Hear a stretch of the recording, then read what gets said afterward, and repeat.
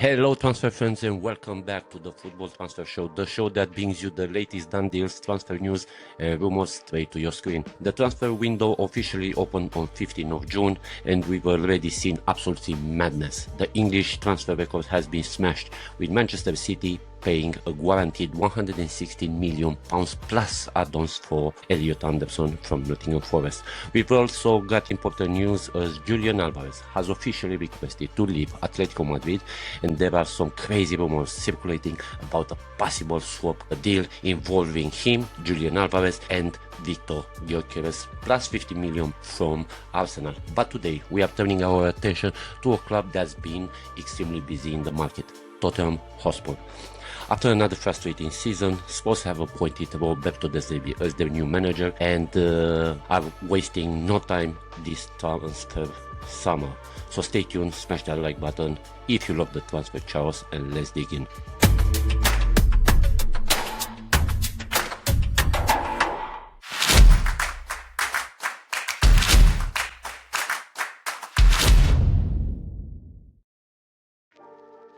Tottenham started their business very early this summer. They had a really tough couple of seasons, finishing 17 in the Premier League in both of the last campaigns. This season they actually fought until the last fixture to remain in the Premier League. It's been incredibly frustrating for the fans, with the team struggling for consistency throughout the campaign. The club ownership has come under massive scrutiny during this period. The Lewis family have faces heavy protests from the supporters. We all remember the banners and the chants before the matches, especially the last matches, demanding a change. Daniel Levy stepped down as the chairman after a restructure of the club corporate structure at the beginning of last season. After years of sporting decline, despite financial growth, the current owners have acknowledged the issue and they are now investing more seriously, and honestly, there's no surprise given the pressure they've been under. The first transfer that Tottenham made, it was to secure the services of Andy Robertson months before the end of the last season. I was listening about the Darren Spence analysis on this transfer on Talksport. I was driving and I was listening in the car, and I fully agree with him. Robertson hasn't been signed for his pace, which has naturally faded towards the end of the career, but for his leadership and winning mentality. Tottenham lacked this in the dressing room, at least for the last season.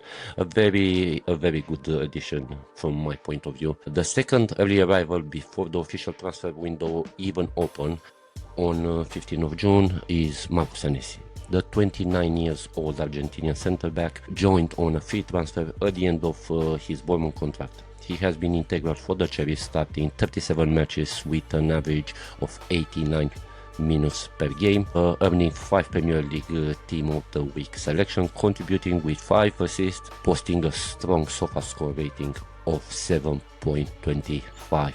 Again, another very smart business for Spurs.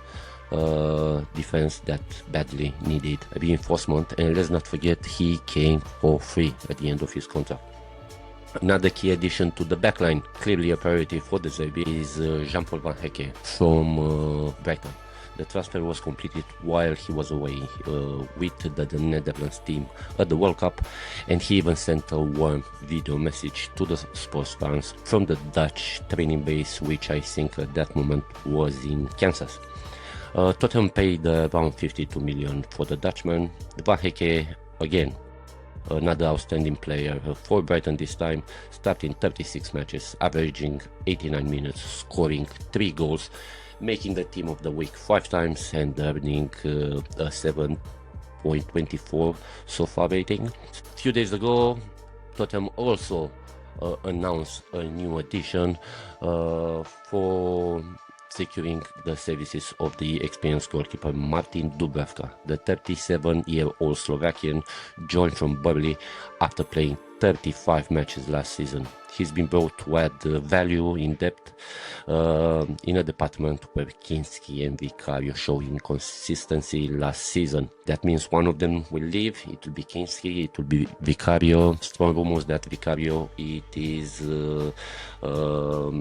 monitored by the Italian team, and they will want and he will want to return to Italy after a not very good season at Tottenham. Several done deals show real intent and ambition from the board. Now let's get to the room.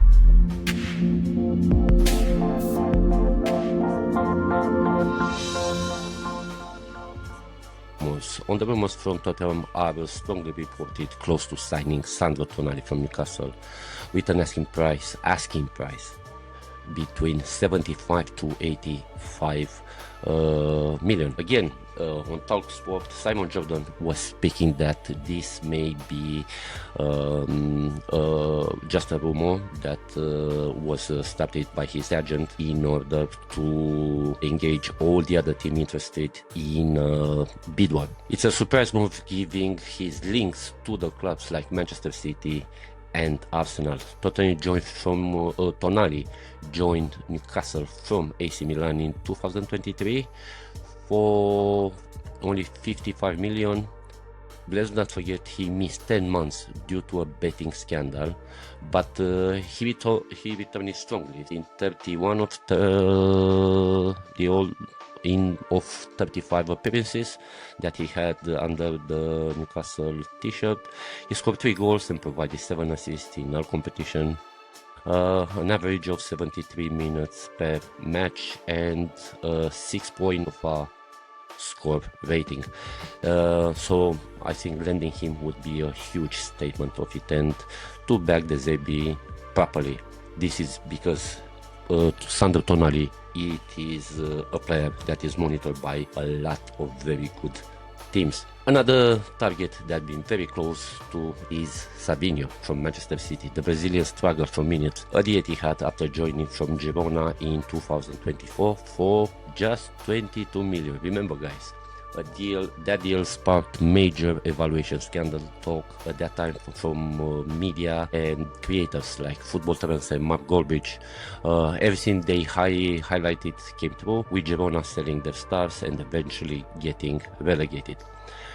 Since his arrival, Savinho started only this season. He started seven games, a total of 34 minutes per game. This is despite his versatility. Spurs have admired him since the last winter window, where he was again strongly linked with a move to Spurs. They may need to pay around 60 million to get him. Remain to be seen. Of course, with all these defense reinforcements, possible departures are also on the table. One name on everybody's lips is the captain, Cristiano Romero. After revealing his desire to leave and the controversy where he was spotted at his boyhood club Belgrano in Argentina, while Spurs was fighting for the Premier League survival.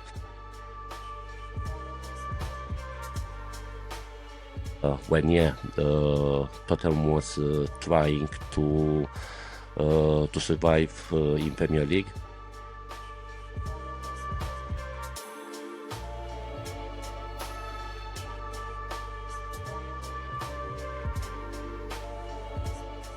That was the reason for him to be in Argentina. But at that time, fans weren't happy. It feels like the right time for him to move on. Both Madrid clubs are interested, Atletico and Real Madrid. In his last match, I think he was substituted due to an injury. Now remain to see the severity of that injury. Another defender linked with an exit is the Romanian Radu Dragusin. Signed from Genoa in 2024 for around 22 million. He is still highly rated in Serie A. However, he suffered an ACL injury and failed to accumulate meaningful minutes under the Tottenham shirt. It remains to be seen where his future lies, with AC Milan and Fiorentina both reported as candidates for his signature.